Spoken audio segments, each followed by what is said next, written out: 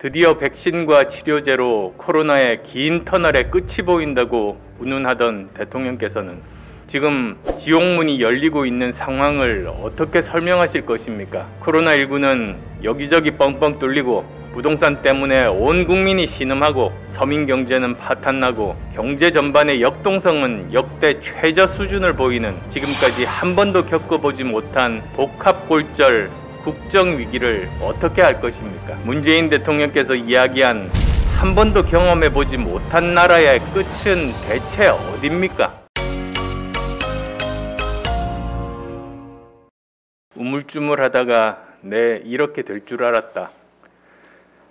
아일랜드 출신 세계적 극작가 버나드 쇼의 묘비명에 적힌 글입니다. 코로나19에 대응하는 문재인 정권의 모습을 보면서 문득 이 글이 떠올랐습니다. 코로나19 유행 초기부터 전문가들의 일치된 견해는 방역과 경제를 동시에 잡을 수는 없다는 것이었습니다. 방역을 강화하면 경제 침체는 심해지지만 전파는 늦출 수 있고 경제 활성화에 중점을 두면 전파는 확산될 수밖에 없다는 뜻입니다. 그런데도 대통령은 두 마리 토끼를 모두 잡겠다고 하다가 이제는 방역도 경제도 폭망 직전입니다.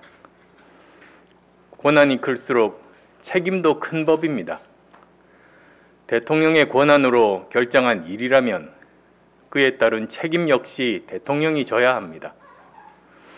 어영부영 자화자찬에 몰두하다가 최악의 경기 침체와 매일 1000명이 넘는 확진자가 나오는 진퇴양난, 사면 초과의 상황에 대해 대통령께서는 송구하다는 말 이상의 책임 있는 자세와 대책을 제시하라는 이야기입니다. 지난 12월 9일 불과 사흘 뒤도 내다보지 못하고 드디어 백신과 치료제로 코로나의 긴 터널의 끝이 보인다고 운운하던 대통령께서는 지금 지옥문이 열리고 있는 상황을 어떻게 설명하실 것입니까?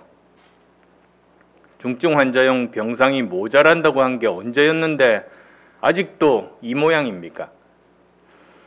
병상이 늘어도 의료 인력이 없으면 무용지물인데 의사들 뒤통수 치고 의사와 간호사 갈라치기 해놓고 의대생들 의사고시 못 봐서 당장 내년에 의사 공급이 급감하는데 어떻게 인력 확보할 생각이었습니까? 백신 4,400만 명분은 확실히 받을 수 있는 겁니까? 그 근거는 무엇입니까? 언제 어디로부터 어떻게 들어오고 언제부터 맞을 수 있는 겁니까? 내년 초부터 다른 국가들 백신 접종하고 있을 때 우리 국민은 손가락 빨며 지켜보아야 하는 것은 아닌지 분명하게 밝혀주셔야 할 책임이 대통령께 있습니다. 이 와중에 어제 방역대책회의에 참석한 대통령의 태도와 자세는 정말 유감입니다. 최악의 상황을 맞아 주재한 중대본 회의에서도 경제에 대한 걱정보다 방역에 대한 염려보다 K방역의 성패가 먼저였습니다. 무엇보다 책임지라고 뽑아놓은 대통령이 그동안 무엇을 했기에 불가피할 땐 과감히 결단해 달라며 책임을 떠넘깁니까? 정말 기가 막힐 따름입니다. 이 모든 질문들에 대해 대통령께서 직접 대답해야 합니다. 코로나19가 잠잠해지면 소비 쿠폰 뿌리고 확산되면 거리두기 단계 올려서 국민 보고 협조하라는 것만으로 정부가 할 일을 다 한 것은 아니지 않습니까? 이런 식으로 가면 이 정권이 국민과 의료진의 헌신에 올라타서 자화자찬하기에 바빴던 K방역의 신화가 양치기 소년의 우화로 바뀔 수 있음을 알아야 합니다. 코로나19 대응은 우왕좌왕 우물쭈물하고 있지만 반대로 초지일관 흔들림 없이 밀어붙이고 있는 분야도 있습니다. 바로 부동산 정책입니다. 집을 소유나 자산의 관점으로 접근하는 것은 무조건 죄악시 해왔던 사람을 국토부 장관 후임으로 내정한 것은 부동산 정책 실패를 절대 인정하지 않겠다는 오기의 표현입니다. 부동산 정책 실패의 주범 김수현 전 청와대 정책실장의 동지를 임명한 것은 기존 입장을 더 세게 밀어붙이겠다는 선전포고입니다. 그래놓고 하신 것이 공공임대주택 현장에 부동산 정책 실패의 주범들과 함께 나타나서 주거 사다리를 강조하셨습니다. 국민의 절망과 분노를 조금이라도 알고 있다면 이런 행보는 못했을 겁니다.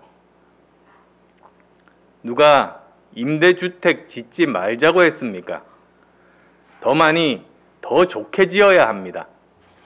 단, 정부가 짓는 임대주택은 보충적이어야 합니다.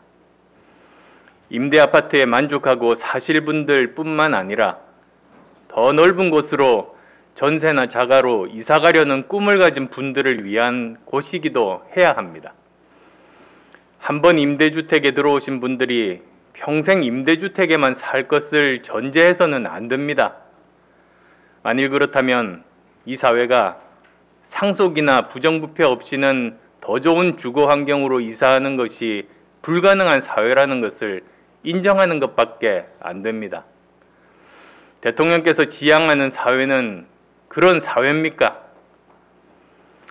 지금 이 정권의 부동산 정책 실패로 재산 많이 물려받고 돈 많은 사람들끼리만 좋은 집을 사고 팔 수 있고 한 푼 두 푼 모으거나 대출받아서는 좋은 집을 살 수 없는 나라를 만들어 놓고 있다는 것은 알고 계십니까? 13평 최소 주거 면적 크기의 아파트에도 만족하고 살라는 투의 대통령의 말에 왜 국민들이 분노하는지 정녕 모르십니까? 원하는 수준의 집을 사지도 팔지도 못하게 만들어 놓은 정권의 핵심적 정책 실패를 지적하는데 마치 임대주택 짓는 걸 반대하는 것처럼 오도하는 논평이나 내는 게 문재인 정권 청와대가 할 일입니까?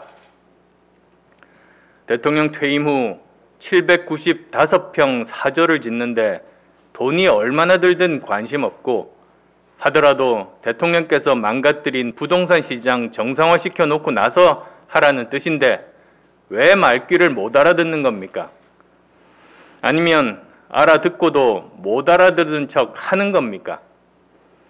더 나은 곳에 살 수 있다는 꿈을 빼앗고 근로소득 모아 집을 살 수 있다는 꿈을 없애버린 것이 얼마나 큰 죄인지 대통령과 이 정권 사람들은 정녕 모르는 것입니까? 부자가 될 가능성이 모두에게 열려 있지 않다면 그것은 시장 경제가 아닌 다른 그 무엇인가일 뿐입니다.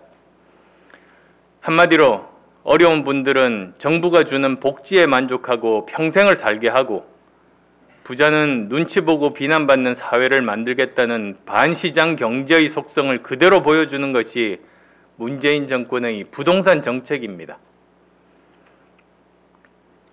언제까지 방역은 이리저리 갈 때처럼 부동산은 남의 말을 절대 안 듣는 벽창호처럼 밀어붙이려는 것인지 국민은 불안하고 피곤하고 지쳐갑니다. 이런 국정 운영, 이런 현안 대처를 언제까지 지켜봐야 합니까? 코로나19는 여기저기 뻥뻥 뚫리고 부동산 때문에 온 국민이 신음하고 서민 경제는 파탄나고 경제 전반의 역동성은 역대 최저 수준을 보이는 지금까지 한 번도 겪어보지 못한 복합골절 국정위기를 어떻게 할 것입니까? 문재인 대통령께서 이야기한 한 번도 경험해보지 못한 나라의 끝은 대체 어딥니까? 문재인 대통령께서는 아셔야 합니다. 이대로 계속 간다면 이 정권의 무능한 정치가 나라를 망치고 선량한 국민의 목숨을 앗아갈 것입니다.